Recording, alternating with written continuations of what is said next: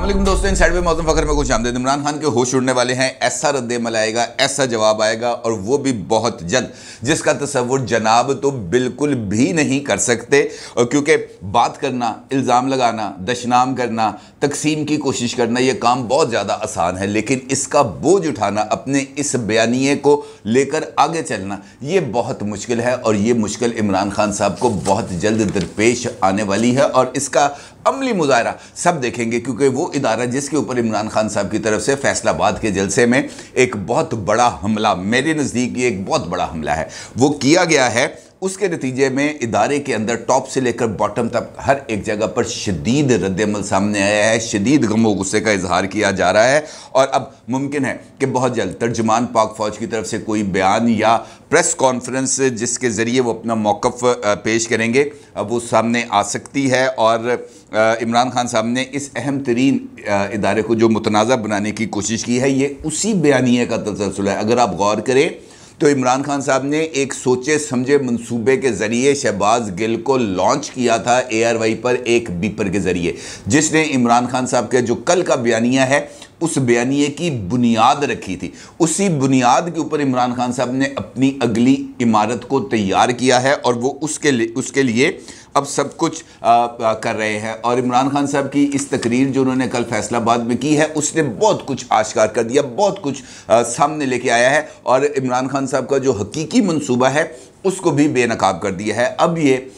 एक ऐसे जगह पर आ गई है जहां पर सिचुएशन, जहां से अब इमरान खान साहब के लिए आगे बढ़ना भी बहुत ज़्यादा मुश्किल है और अपनी इस बात से पीछे हटना भी उनके लिए बहुत ही ज़्यादा मुश्किल दरपेश होगी इस पर। लेकिन मैं समझता हूं कि पाकिस्तानी अवाम को जो मौजूदा सूरत हाल में कम से कम chief justice Islamabad high court mister justice Athar Minallah साहब का शुक्रिया अदा करना चाहिए, उनको शुक्रगुजार होना चाहिए अतर मिनल्ला साहब का।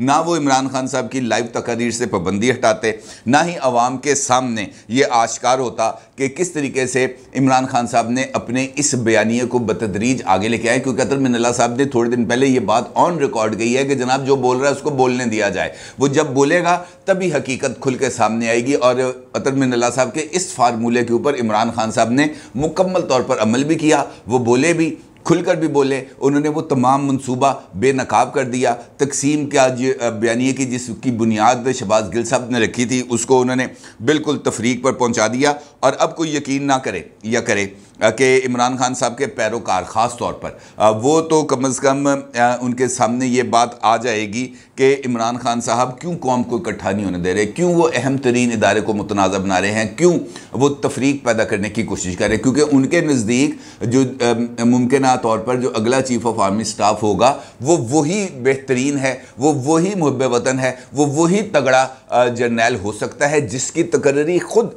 जनाब इमरान खान साहब करें। ये है उनका वो ख्वाब जिसको लेकर वो चल रहे हैं और आज से नहीं चल रहे। अगर ये सिचुएशन मार्च के अंदर इमरान खान साहब के खिलाफ तहरीके अदम एतमाद ना आती तो मार्च के अंदर इमरान खान साहब ने नए चीफ ऑफ आर्मी स्टाफ की तकरीरी कर देनी थी। मुझे कम से कम इस बारे में कोई राय नहीं, क्योंकि इसके बारे में मेरे पास एक कंक्रीट किस्म की इंफॉर्मेशन मौजूद थी और मैं इस हवाले से कुछ वीलॉग्स भी कर चुका था।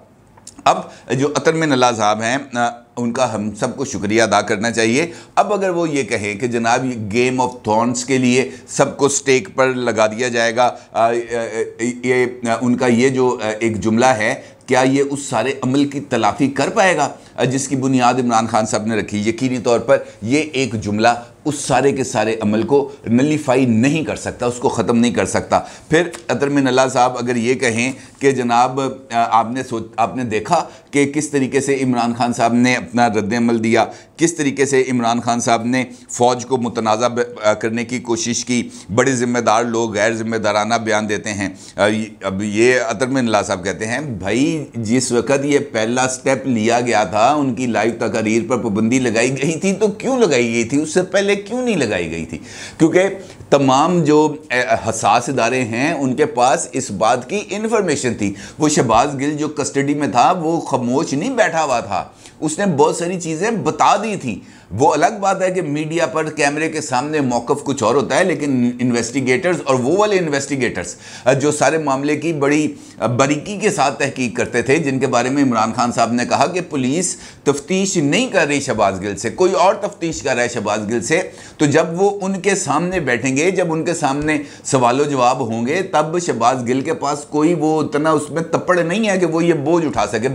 ये वाला बोझ तो खुद इमरान खान नहीं उठा सकते, शहबाज गिल ने कहाँ से उठाना है? तो ये तमाम की तमाम इंफॉर्मेशन उनके पास आ चुकी हुई थी, और यही वजह है कि इस फैसले की बुनियाद रखी गई कि जनाब इमरान खान साहब को इस हद से आगे नहीं गुजरने देना, उनकी लाइव तकारीर नहीं होने देनी, क्योंकि अगर उनकी लाइव तकारीर होंगी तो वो किसी ना किसी मौके पर ये सब कुछ बोलेंगे जिसका उन्होंने इरादा बनाया हुआ था। यही वजह थी कि वो पाबंदी लगाई गई। लेकिन अतरमिन अल्लाह साहब ने कहा कि जनाब मैं तो बहुत बड़ा जमहूरियत पसंद हूँ, मैं आज़ादी इजहार राय का बहुत हद तक एहतराम करता हूँ, बल्कि आज़ादी देता हूँ। आज वो खुद ये बात कह रहे थे, आज उन्होंने खुद इस बात का एतराफ़ किया कि जनाब ये जिम्मेदारी कहाँ पे है, ये जो लीडर ने गैर जिम्मेदारी का मुजाहरा किया है ये किस तरह कर दिया, वो किस तरीके से ये आज़ादी इजहार राय की आड़ के अंदर फ़ौज के अंदर तकसीम पैदा करने की कोशिश कर रहे हैं, और उस इदारे के अंदर तकसीम पैदा करने की कोशिश कर रहे हैं जो इस वक्त सैलाब ज़दा अवाम को रिलीफ देने के लिए, ऑपरेशंस देने के लिए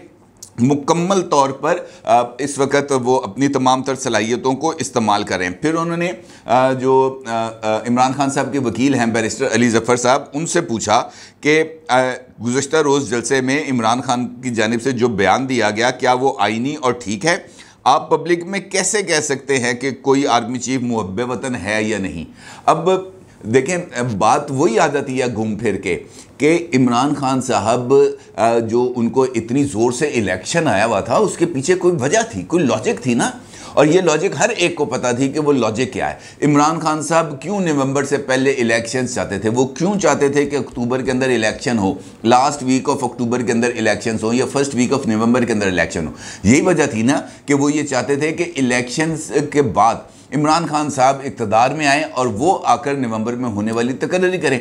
अब उनको ये ख्वाब टूटता हुआ नज़र आ रहा है, और कभी वो इस बात का अब इजहार कर रहे हैं कि ये मैं कैसे छोड़ दूं जनाब आसिफ अली जरदारी पर और नवाज शरीफ पर कि वो चीफ ऑफ आर्मी स्टाफ की तकर्री करें। भाई, इस मुल्क के अंदर जितने भी आर्मी चीफ आए हैं उसमें से निस्फ जनाब नवाज शरीफ साहब ने अपॉइंट किए हैं। पीपल्स पार्टी ने तो एक भी आर्मी चीफ को अपॉइंट नहीं किया आज तक, किसी को भी। एक को किया था और उसके नतीजे में उनका जो लीडर था वो फाय चढ़ गया था। एक को किया था, सिर्फ ज़ियाउल हक को उन्होंने बनाया था चीफ ऑफ आर्मी स्टाफ, और ज़ियाउल हक ने ही भुट्टो शहीद को फांसी पर चढ़ा दिया था। उसके बाद पीपल्स पार्टी में तो जुर्रत ही नहीं हुई या ना ही उनको मौका मिला कि वो किसी चीफ ऑफ आर्मी स्टाफ की तकरीर करें। इमरान खान साहब ये कहें कि जनाब नवाज शरीफ और आसिफ अली जरदारी पर कैसे छोड़ा जा सकता है, वो सिक्योरिटी रिस्क हैं, सिक्योरिटी रिस्क हैं, उनके ऊपर ये तकर्री कैसे छोड़ी जा सकती है? तो भाई उससे पहले भी तो तकर्री की गई थी, किसने की थी? नवाज शरीफ साहब ने की थी। वो अलग बात है कि वो जो तकर्रियाँ की उन्होंने वही उनके गले पड़ गई, उनसे पीछे नहीं हट सके वो। लिहाजा ये जो मामला है ये इसको इस तरीके से उलझाना और इस तरीके से तफरीक पैदा करना किसी भी सूरत मैं बार बार कह रहा हूँ ये बात मुनासिब नहीं है। फिर बिल्कुल अल्ताफ़ हुसैन वाली पॉलिसी इस वक्त मुझे लग रही है पाकिस्तान तहरीक इंसाफ की। इमरान खान, अल्ताफ़ हुसैन साहब आते थे, जलसा करते थे, एक बयान देते थे, और उसके बाद पूरी की पूरी MQM जो है वो सामने आती थी और अल्ताफ़ साहब के जो बयान है उसकी अपनी अपनी तशरीह करती थी और कहते थे जी भाई का मौक़िफ़ ये नहीं था, भाई ये नहीं कहना चाहते थे, भाई ये कहना चाहते थे, भाई की बात को सियाक़ो सबाक़ से हट कर लिया गया, भाई की इस बात का ताल्लुक फ़लाँ वाक़े से है, फ़लाँ वाक़े से है। यही काम पाकिस्तान तहरीक इंसाफ का है। कभी अब शीरीन मज़ारी सामने आ रही हैं, कभी असद उमर सामने आ रहे हैं, कभी फवाद चौधरी सामने आ रहे हैं और आकर नई से नई लॉजिक्स पेश करेंगे। इमरान खान ने तो मुहब्बे वतन का लफ्ज़ इस्तेमाल नहीं किया। फवाद चौधरी साहब का ट्वीट है जिस वक्त आप अपनी स्क्रीन पर देख सकते हैं।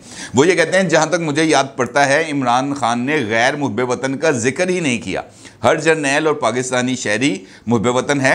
इमरान खान ने मेरिट पर तकर्री की बात की थी। वैसे भी ये सियासी मामला है, अदालती नहीं।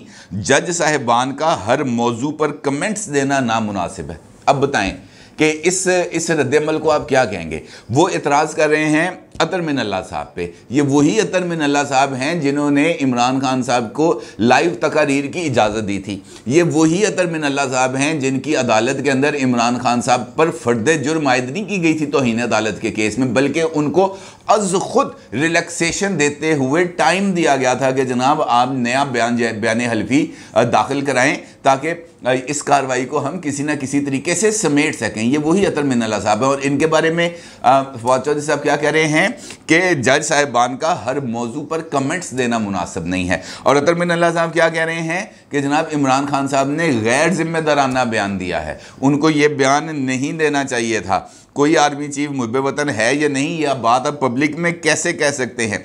आप किस जानिब जा रहे हैं? क्यों आईनी इदारों को नुकसान पहुंचा रहे हैं? ये अतर मिनल्ला साहब कह रहे हैं। फिर वो ये कह रहे हैं कि गेम ऑफ थ्रोन्स के लिए क्या आप सब कुछ स्टेक पर लगा देंगे?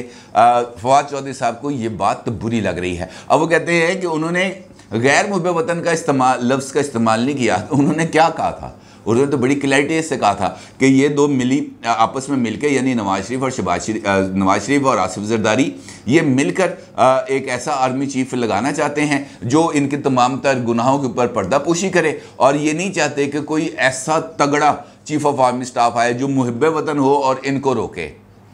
इसका क्या मतलब है? इस बात का क्या मतलब है? आप मुझे खुद बता दें क्या मतलब है इसका। तो सीधा सीधा मतलब है कि इन दो हजरात के ज़रिए या इन दो हजरात के मशवरे के ज़रिए जो आर्मी चीफ आएगा वो खुदा ना खास्ता वो मुहिब वतन नहीं होगा। ये बात है मेरी समझ में, तो मेरी नाक़स शकल में तो ये बात आती है। लेकिन फवाद चौधरी साहब अपनी ही बात को किसी दूसरा रंग दे जाएं तो इसके बारे में कुछ नहीं कहा जा सकता। फिर अतर मिनल्ला साहब ने एक और बात की है। उनका ये कहना है कि जिस किस्म की चीज़ें हो रही हैं इस पर अदालत से किसी किस्म के रिलीफ की तवक्को ना रखें। अब ये वाला जो रिलीफ की तवक्को है, ये बादुर नज़र में तो मेरा ख्याल है कि उन्होंने ये पैमरा वाले केस में रखी है, जिसके बाद उन्होंने अपना एक वर्डिक्ट सुनाया है, जिसके बाद उन्होंने कहा कि इमरान खान की बराह रास्त तकरीर पर पाबंदी के पैमरा ऑर्डर के ख़िलाफ़ दरख्वास्त को उन्होंने निपटा दिया और पैमरा को सुप्रीम कोर्ट के फ़ैसले के मुताबिक इस मामले को रेगुलेट करने की उन्होंने हदायत की है। लेकिन ये जो चीज़ें अब आगे चल रही हैं वो थोड़ा सा, मसलन जलसे के अंदर आपने कह दिया, एक तो जिस तरह मैंने आपको बताया मुहब्ब वतन तगड़ा चीफ ऑफ आर्मी स्टाफ कौन हो सकता है इमरान खान के नज़दीक। फिर वो ये कहते हैं कि आसिफ अली जरदारी और नवाज शरीफ सिक्योरिटी रिस्क हैं, सिक्योरिटी रिस्क है। आप ये कैसे फतवे बांट सकते हैं गद्दारी के, सिक्योरिटी रिस्क के, मुल्की मफाद वगैरह वगैरह, ये आप कैसे बांट सकते हैं? आप हर एक को चोर कहते हैं और कोई इल्ज़ाम, आप 4.25 साल इक़्तिदार में रहे, तमाम तर रियासती ताकत आपके पास थी, तमाम तर रियासती ताकत, तमाम तर वो वाली ताकत भी साथ थी जिसके ऊपर अब वो खुद तनकीद कर रहे हैं, तमाम साथ थे। कोई एक किसी एक अदालत के अंदर कोई कॉन्क्रीट एविडेंस पेश नहीं कर सके। क्यों नहीं कर सके? कि एविडेंस था ही नहीं तो पेश क्या करते? वो इस्लामाबाद हाई कोर्ट जहाँ पर मरियम साहिबा की अपील लगी हुई है, जज साहब कह के थक गए नैब को कि जनाब आप एविडेंस जमा कराएं, आप एविडेंस जमा कराएं, आप एविडेंस जमा कराएं। कभी एक प्रोसिक्यूटर को कोरोना होता था, उसके बाद बदल देते थे, फिर दूसरे प्रोसिक्यूटर को कोरोना हो जाता था, फिर उसको बदल देते थे, फिर तीसरा प्रोसिक्यूटर आता था, 4 दिन बाद उसको भी फारग कर देते थे, फिर एक नया प्रोसिक्यूटर आया, उसके बाद मुकदमे की कार्रवाई लापता हो गई। किसी को नहीं पता कि वो मामला अब कहाँ पे है, अब उसकी अगली तारीख कौन सी है, नहीं पता। तो इसमें कसूर किसका था? आप हजूर का ही था। फिर अगर फवाद चौधरी साहब ये कहें कि इमरान खान ने कहा कि नवाज शरीफ और जरदारी सिक्योरिटी रिस्क हैं क्योंकि उनकी जायदादें औलादें मुल्क से बाहर हैं। इमरान खान साहब की औलादें बद्दोमली में हैं, इमरान खान साहब की औलादें जो हैं वो सांगड़ में हैं, इमरान खान साहब की औलादें जो हैं 1 2 नहीं 3 की 3 वो किधर हैं? पाकिस्तान में। कहाँ पे हैं वो? बरतानिया में ही है ना। तो भाई बात कम से कम वो करें जो आपके पास कोई, जिसके अंदर ना कोई लॉजिक हो। सिक्योरिटी रिस्क है जी, पनामा कर दिया था, अकामा कर दिया था जनाब, डॉन लीक्स कर दी थी जनाब, मेमोगेट कर दिया था। मेमोगेट का क्या फैसला है? आसिफ जरदारी को सजा मिली मेमोगेट पे? क्या आया फैसला उसका? मंसूर इजाज का क्या बना उसके बाद? को पता चला किसी को? क्लैरिटी, बिल्कुल क्लीन चिट। और उसके बाद जनाब मेमोगेट में क्या नतीजा निकला था? वही सब कुछ जो उस मीटिंग के अंदर सिरिल अल्मेडा ने चीज़ों को ब्रेक किया था, वही तमाम की तमाम बातें मुख्तलिफ औकात में इस्टेब्लिशमेंट के सरबराह की तरफ से की गई। हाउस इन ऑर्डर करना क्या गलत बात है? लेकिन उस हाउस ऑन ऑर्डर को इमरान खान साहब और उनके कीबोर्ड वॉरियर्स ने इस तरीके से फैलाया, इस तरीके से एक्सप्लॉइट किया कि जनाब को बहुत बड़ी संगीन गद्दारी लग गई है। तो फिर संगीन गद्दारी की कार्रवाई करते ना, क्यों हिम्मत नहीं पड़ी पौने 4 साल संगीन गद्दारी की कार्रवाई करने की? ना आसिफ जरदारी पर हिम्मत पड़ी, ना नवाज शरीफ पर हिम्मत पड़ी, क्यों नहीं पड़ी भाई? कुछ दम होता तो पड़ती ना, कोई कॉन्क्रीट चीज होती, कुछ कॉन्क्रीट चीज सामने आती तो पड़ती ना। लेकिन वो चूंकि थी नहीं, लिहाजा हवा के अंदर बातें कर दी, हवा के अंदर चीज़ें लगा दी। अब जब दूसरी तरफ से रद्दमल आएगा और शदीद तरीन रद्दमल आएगा, फिर यह कहा जाएगा कि देखिए हमारे खिलाफ इंतकामी कार्रवाई की जा रही है, फिर हमें दीवार से लगाने की कोशिश की जा रही है, दीवार से कमर लगी तो मैं कॉर्नर टाइगर बन जाऊंगा। बल्कि फैसलाबाद के जलसे में तो दूसरी मरतबा उन्होंने खूनी इनकलाब की धमकी दी है। और इमरान खान साहब अब चाहते क्या? बुनियादी तौर पर अगर आप देखें, अगर आप इमरान खान साहब क्या एजेंडा देखें तो वो क्या चाह रहे हैं इस वक्त? वो ये चाह रहे हैं कि उनको जेल में डाल दिया जाए।